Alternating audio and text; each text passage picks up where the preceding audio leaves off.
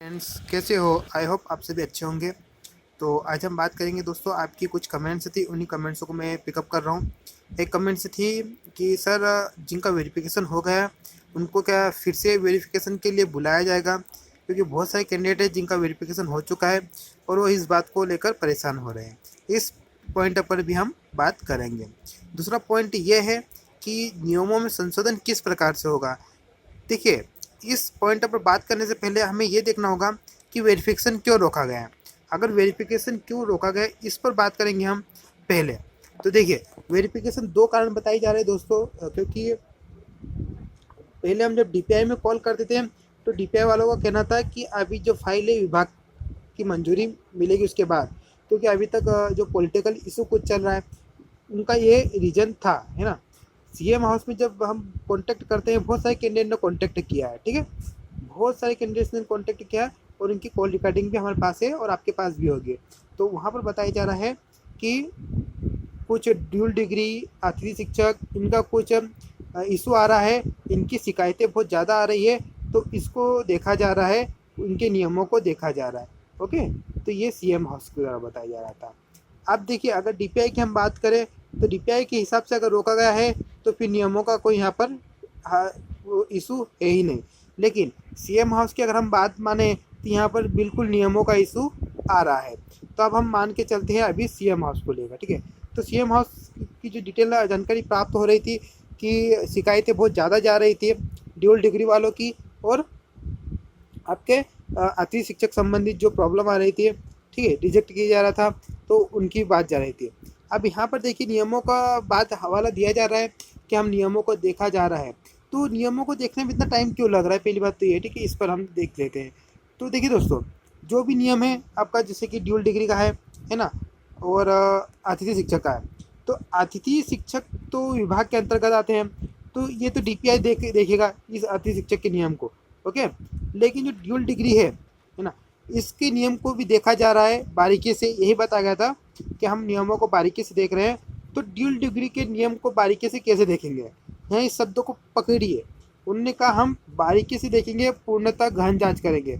तो यहाँ पर क्या इशू आ गया आएगा, देखना ड्यूल डिग्री वालों के पास, कि यहाँ पर विभाग जो है आपका डीपीआई, यहाँ पर ड्यूल डिग्री के मामले में वो खुद निर्णय नहीं ले सकता, ठीक है। वो इससे परामर्श करेगा, यूजीसी के पास इसके लिए परामर्श मांगेगा कि इस इशू में हमको क्या करना चाहिए, और इस इशू के संबंध में डीपीआई को यूजीसी ही परामर्श दे सकती है और कोई दूसरी संस्था नहीं दे सकती है। जैसे कि एग्जांपल के तौर पे मैं बता दूं, अभी बिहार में एक वैकेंसी निकली थी 1 से 5 तक के लिए, है ना। तो वहाँ पर जो नियोजन हुआ था भर्ती का, तो वहाँ पर एनआईएस डिग्री वालों को लेना है या नहीं लेना है, इसके लिए वहाँ के शिक्षा विभाग ने, आप बताओ डीएलएड कौन करवाता है? डीएलएड एनसीटी अप्रूवल देती है ना। तो वहाँ के शिक्षा विभाग ने एनसीटी से जवाब मांगा था कि अब हमें क्या करना है, और एनसीटी ने जवाब देने में करीबन 2 से 3 महीने लगा दिए थे लगभग, है ना। वहाँ पर भी कुछ इशू चल रहे थे, तो इस इतना लंबा टाइम लगाया था क्योंकि ये मामला भी एमएचआरडी मिनिस्टर के पास गया। वहाँ से एमएचआरडी मिनिस्टर ने इसको 1-2 महीने लगा दिया था। तो ये एनओएस की मैं बात कर रहा हूँ। लेकिन आपका जो मामला है वो इतना ज़्यादा ये नहीं है। यहाँ पर सिंपल सी बात है, ड्यूल डिग्री का जो प्रॉब्लम आ रहा है, ठीक है, यहाँ पर विभाग या फिर सीएम हाउस क्या करेगा, यूजीसी को परामर्श मांगेगा, यूजीसी को लेटर लिख सकता है और यूजीसी ही डीपीआई को इनको परामर्श देगी, और इसी के हिसाब से उसको भी चलना पड़ेगा, ठीक है। क्योंकि देखिए, जो ड्यूल डिग्री का जो प्रॉब्लम है वो संबंधित है, वो विभाग से संबंधित नहीं है। बहुत सारे कैंडिडेट हमें कमेंट करके पूछे थे कि सर फिर विभाग ने हमें पहले क्यों नहीं बताया। तो ये विभाग का रूल नहीं है दोस्तों, ये यूजीसी का रूल है। देखिए, बहुत सारे कैंडिडेट्स को मेरी बात भी बुरा लगेगी, लेकिन यहाँ पर यार सच बताना मेरा काम है। आपको बुरा लगेगा, लेकिन मैं आपकी चापलूसी करूँ, आपको खुश करूँ, तो वो यार ऐसा में झूठ बोलने में मेरा आदत नहीं है, ठीक है। तो यहाँ पर क्या होगा कि जो भी गाइडलाइन देगा वो डीपीआई को यूजीसी ही देगा, है ना। डिग्री के संबंध में कोई भी निर्णय लेने का अधिकार डीपीआई को नहीं है। आप मुझे कुछ कैंडिडेट बोलेंगे कि 2013 में लिया गया था, है ना। तो दोस्तों, ये आपके पास एक बेस है, ठीक है। ये डीपीआई और आपके पास एक बेस है कि आप इस बेस पर कभी आपको यूजीसी से परामर्श कर लिया जाए और वहाँ से कुछ आपको पॉजिटिव रिस्पॉन्स मिले तो 2013 में लिया गया। तो इसको लिए आपको एक खुश होना चाहिए क्या हमारे पास एक बेस पॉइंट है 2013 का, है ना। तो इस संबंधित भी डीपीआई ही सोचेगा और यूजीसी ही सोचेगा, ठीक है। तो ये नियम क्लियर होने के बाद, अगर नियमों के कारण भर्ती को रोका गया है तो ये नियम क्लियर होने के बाद ही आपके वेरिफिकेशन शुरू होगा। तो ये बात हुई थी उस टॉपिक पर जहाँ पर नियमों का हवाला दिया जा रहा था। अतिथि शिक्षक को लेकर क्या इशू है? तो यार अतिथि शिक्षक को लेकर सिंपल इशू है, ये तो डीपीआई के अंतर्गत आता है अतिथि कार्यकाल, ठीक है। तो यहाँ पर डीपीआई तो एक्शन ले ही चुकी है और भी एक्शन लेगी तो उसको इतना टाइम नहीं लगेगा और यूजीसी को भी ज़्यादा टाइम नहीं लगेगा, आपको बता दिया जाएगा, ठीक है। तो ये तो दोस्तों था, अगर रूल्स को देखा जाए उसके हिसाब से, रूल्स को हिसाब से अगर भर्ती को रोका गया है तो ये दो प्रोसेस होगी, यूजीसी की प्रोसेस होगी और उसके बाद ही आपका वेरिफिकेशन शुरू होगा।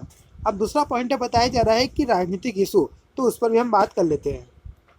चले अब हम आते हैं सेकंड पॉइंट पर, पॉलिटिकल इशू। तो देखो पॉलिटिकल इशू के संबंध में एक अपडेट है कि यहाँ पर बताया जा रहा है कि रविवार तक होगा मंत्रियों में विभागों का बंटवारा।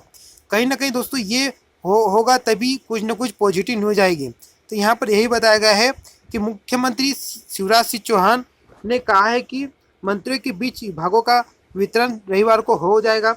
मुख्यमंत्री कोरोना संबंधित मामलों की समीक्षा के बाद मीडिया के सवालों के जवाब में टिप्पणी की। तो रविवार को दोस्तों अगर शिक्षा मंत्री हमें मिलता है तो समझिए आपका काम बहुत जल्दी हो जाएगा। और एक पॉइंट और नोट कर लीजिए, अगर आपके शिक्षा मंत्री प्रभुराम चौधरी बनते हैं, ठीक है, तो ये समझो कि आपकी जो वेरिफिकेशन है वो बहुत जल्दी स्टार्ट होगी, क्योंकि प्रभुराम चौधरी जो थे वो हमें पूरे शिक्षा मंत्री थे और शिक्षक भर्ती पूरे उनके अंडर में थी, उनको शिक्षक भर्ती के बारे में पूरी रिपोर्ट है, ठीक है। तो उन्हें अलग से रिपोर्ट करने की जरूरत ही नहीं इतनी पड़ेगी विभाग को, ठीक है, क्योंकि अगर कोई दूसरा मंत्री बनता है तो उन्हें फिर रिपोर्ट करना पड़ेगा, हर चीज़ वो अपने संज्ञान में लेंगे। तो ये चीज़ यार पॉलिटिकल इशू का मामला ये है। तो दोनों अगर व्यू से हम देखें तो दोनों भर्ती को अभी आपको थोड़ा टाइम लगेगा, है ना। अब दोस्तों यहाँ पर हम एक और ऐसे एडिशनल पॉइंट की बात करेंगे जिसको लेकर आपकी वेरिफिकेशन को रोका गया है, वो है कोरोना और एक आपका लोक परिवहन। तो देखिए यार अगर विभाग गवर्नमेंट को अगर पॉजिटिव है तो वो चालू स्टार्ट कर देगी। अगर इस संबंध में उनके मन में और कुछ विचार चल रहा होगा लेट करने की, अगर वो सोच रहे होंगे या फिर 1-2 महीने और निकालने की वो सोच रहे होंगे, तो ये कारणों चलता रहेगा फिर, ठीक है। तो क्योंकि कोरोना तो अभी ख़त्म होने वाला है नहीं और लोक परिवहन की अगर हम बात करें तो ये भी अभी शुरू होने वाला है नहीं। तो ये दोनों पॉइंट ऐसे तो है नहीं कि तत्काल में ख़त्म हो जाएंगे, है नहीं। तो ये टेम्पररी भी नहीं है, ये अभी आपका चलेगा, कोरोना भी चलेगा लगभग 20 साल और लोक परिवहन की तो हम। अब दोस्तों हम आते हैं लास्ट पॉइंट पर, और जो पॉइंट है आपका कि डबल से वेरिफिकेशन के लिए आपको बुलाया जाएगा या नहीं। तो इसको थोड़ा समझिए, अगर रूल्स में थोड़ा सा भी कुछ भी चेंजेस हुआ है ना तो आपको बुलाया जाएगा, फिर आपका रिजेक्ट हुआ हो या एक्सेप्ट हुआ हो या फिर होल्ड हो, है ना। ऐसा नहीं कि आपका एक्सेप्ट हुआ तो फिर आपको नहीं बुलाया जाएगा। लेकिन ये कंडीशन कब अप्लाई होगी इस चीज़ को थोड़ा ध्यान से सुनिए, क्योंकि अगर इस चीज़ को आप थोड़ा सा भी ध्यान से नहीं सुनोगे तो आप मुझे कमेंट करके परेशान करोगे। इस चीज़ को थोड़ा सा ध्यान करके सुनिए, अगर नियमों में थोड़ा सा भी चेंजेस हुआ, थोड़ा सा भी, ठीक है, 0.1% भी अगर चेंजेस हुआ है ना, तो फिर सबका डबल से वेरिफिकेशन होगा। फिर चाहे आपका एक्सेप्ट हुआ हो, चाहे आपका रिजेक्ट हुआ हो या फिर आपको होल्ड पर कर दिया गया हो, ठीक है। तो कुल मिलाकर देखिए अब क्या होता है आने वाले टाइम में पता चलेगा।